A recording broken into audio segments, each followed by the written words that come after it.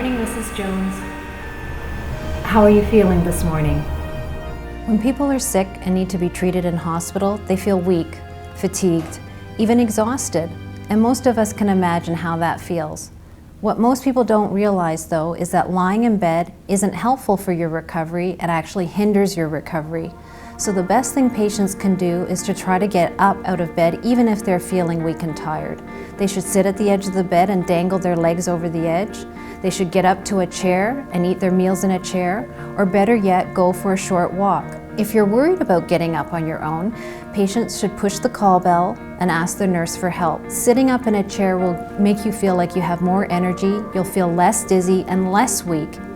General myth around recovery is that if you stay in bed, the more rest you get, the quicker you get better. That is actually not true. From my experience, even though the first steps are the most difficult ones to take, they're the most important ones, because the earlier you start mobilizing the patients, the earlier they can get out of hospitals. Family members might say, oh, mom and dad needs to stay in bed to get rest. What I see is they can actually develop hospital-acquired complications. It takes them longer to recover because they now become medically declined. We always encourage you to get up for meals, get up to go to the bathroom, get up to do what you normally would do at home. If you want to take a walk, go get the paper. It is really important that you continue to do that because it is key to your recovery and key to your discharge.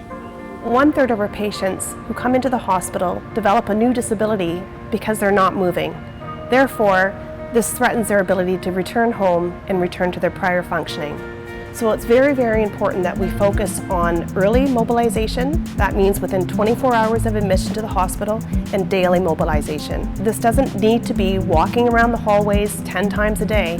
It simply means getting up for all the meals, getting up to walk to the bathroom, getting up to walk to the nurse's station. All these little bits of activity help to ensure successful transition to home.